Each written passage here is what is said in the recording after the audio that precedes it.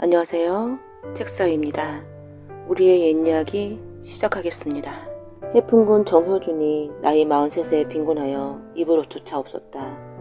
일찍이 세 차례나 아내를 잃고 딸만 셋이 있을 뿐이었다.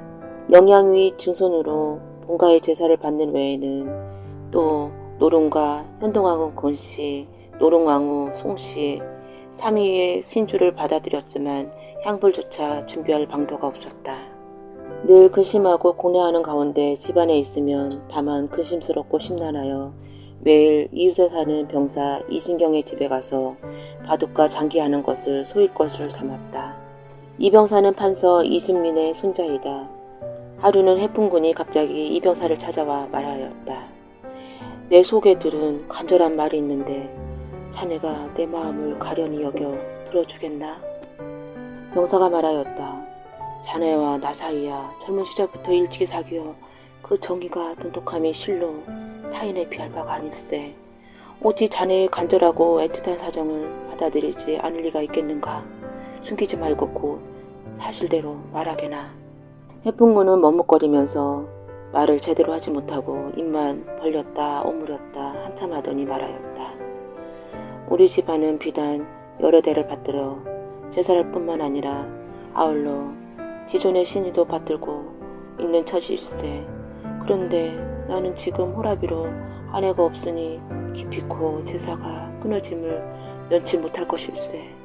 일신의 고독함은 오히려 말할 필요도 없으나 죽은 뒤의 일을 생각해보면 실로 딱한 처지가 박절하니 어찌 가련치 아니하인가.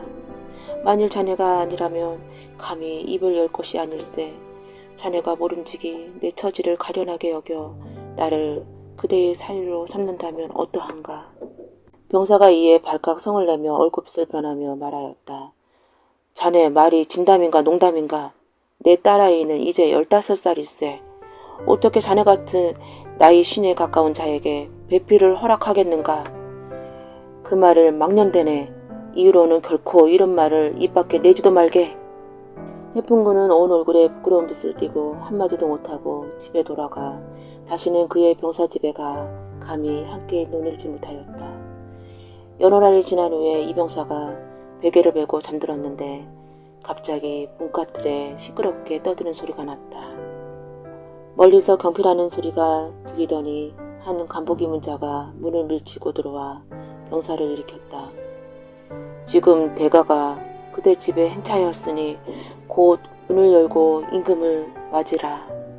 병사가 크게 놀라 황망히 의관을 바로잡고 뜰에 내려가 엎드렸다. 한 소년왕이 금으로 된 면류관을 쓰고 대청위로 임하여 병사에게 명하여 당하에 엎드리게 하고 가르침을 내렸다. 정 아무개가 그대와 더불어 사돈을 맺고 싶어 하는데 그대가 이를 거절하였다 하니 너의 뜻은 어떠한 이유 때문인가? 병사가 땅에 엎드려 대답하였다.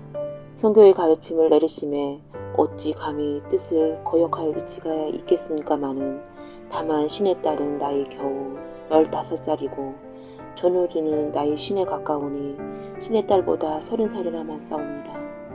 나이가 서로 합당치 못하니 어찌 배필이 되겠나이까. 임금이 가르쳐 말씀하셨다. 나이가 많고 적음은 좋기 비교할 바가 아니니 사흘 이내 곧 패백을 드리고 혼인하여 짐을 명령을 어기지 말라. 그리고 항공하셨다. 병사가 호련히 놀랍게니 잠자리에서 한 꿈이었다. 속으로 심히 놀라고 괴이하여 즉시 일어나 안으로 들어가니 그 안에 또한 불을 밝히고 앉아있거늘 병사가 꿈속의 일을 말하니 부인이 말하였다. 처배 꿈도 그러하니 참 이상한 일입니다. 병사가 말하였다. 이는 대수롭지 않게 넘길 일이 아닌데 이를 장차 어떻게 하면 좋겠소. 부인이 말하였다. 꿈속의 일은 허경에 불과하니 어찌 이를 믿고 가벼이 혼사를 치르려 하십니까. 그러하여 혼인의 의논을 파하였다. 10일이 지난 후 이 병사가 또 꿈을 꾸었다.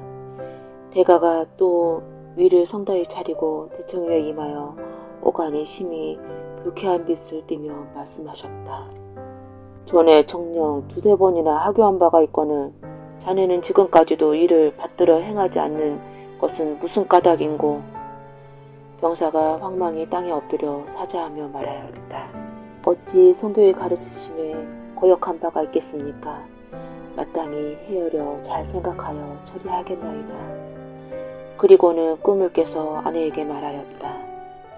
꿈이 또 이와 같으니 이는 필시 하늘의 뜻이오. 만약 하늘을 거역한다면 큰 화가 내릴지 모르니 이를 장차 어찌하면 좋겠소. 그 처가 말하였다. 꿈의 일이 비록 이와 같으나 이치상으로는 결코 이같이 못할 것입니다. 어찌 우리 부부의 애지중지하는 15살 된 딸아이를 집안 형세가 매우 가난하고 나이도 쉰에 가까운 사람에게 짝을 지어 딸아이를 평생 그릇되게 하겠습니까? 이는 하늘이 정해진 사람이 정했건 모두 물론이고 죽을지언정 따르지 못하겠습니다. 병사가 감히 그의 부인의 고집을 꺾기 어려워 일시 일을 중지하였으나 이로는 참으 심사가 불안하여 몹시 걱정스럽고 두려워 침식이 편치 못하였다.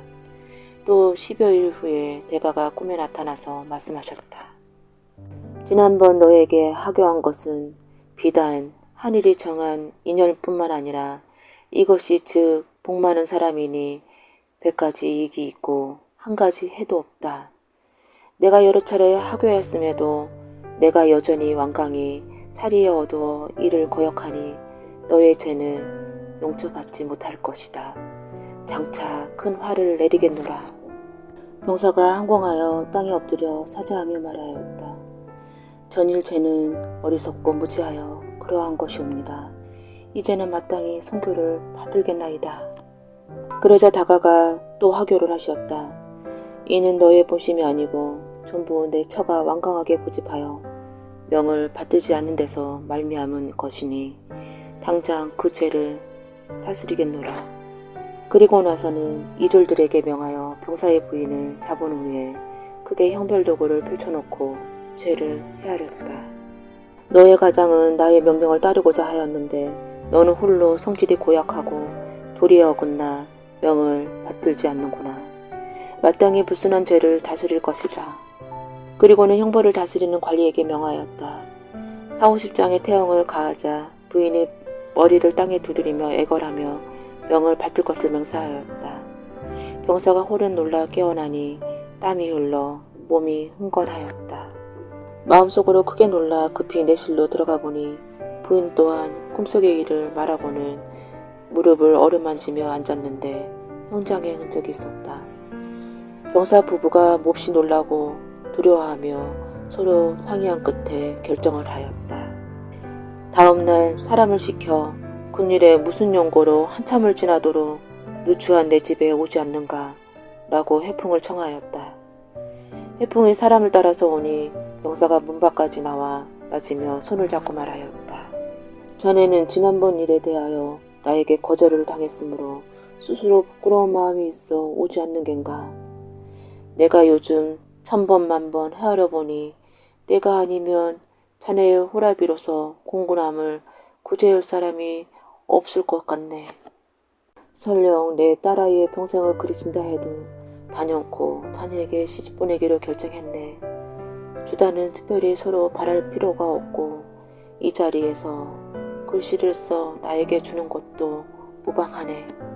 그리고 나서 한 폭의 간지를 주어 쓰게 한 후 그 자리에서 책령을 펼쳐 대리를 정하고 서로 정령하게 약속한 뒤 보냈다. 해풍은 뜻밖의 즐거움에 오직 기일이 오기만을 고대하였다. 다음날 아침 병사의 딸이 잠자리에서 일어나더니 어머니에게 말하였다. 지난밤 꿈이 매우 기이하옵니다. 아버님 친구 정상원이 갑자기 용으로 변하더니 저를 향해 너는 나의 아들을 받아들이라 하였습니다. 소녀가 치마폭을 펼쳐 작은 용 5마리를 받았는데 치마폭 위에서 고물고물 했어요. 한 마리 용이 갑자기 떨어져 목이 부러져 죽는 것을 보았으니 어찌 괴이하지 않아요. 병사 부부가 이 말을 듣고 심히 이상하게 생각하였다.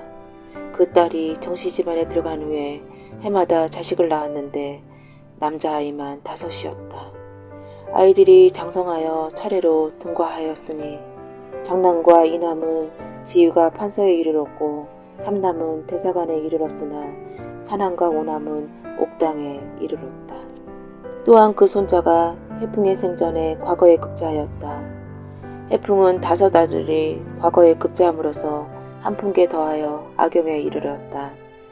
90여사에 돌아가셨으며 손자들과 증손들이 앞에 가득했으니 그 복록이 성대함이 세상에 비할 자가 드물었다. 후에 오남이 서장관으로 영경에 갔다 돌아오는 길에 병으로 죽었다. 과연 그 꿈속의 일과 꼭 들어맞았다. 해풍이 처음 아주 궁핍했을 때 마침 아는 친구네 집에 갔다가 한 술사를 만났다. 자중에 여러 사람이 일일이 자신의 앞일을 물었는데 해풍만 홀로 말하지 않으니 주인이 말하였다.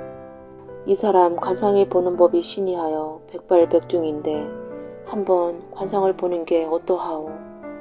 해풍이 말하였다. 빈곤한 사람의 운명과 재산이 많이 어그러졌으니 관상을 받자 무슨 일이 올 게 있겠소. 술사가 해풍을 한참 뭉시하더니 말하였다.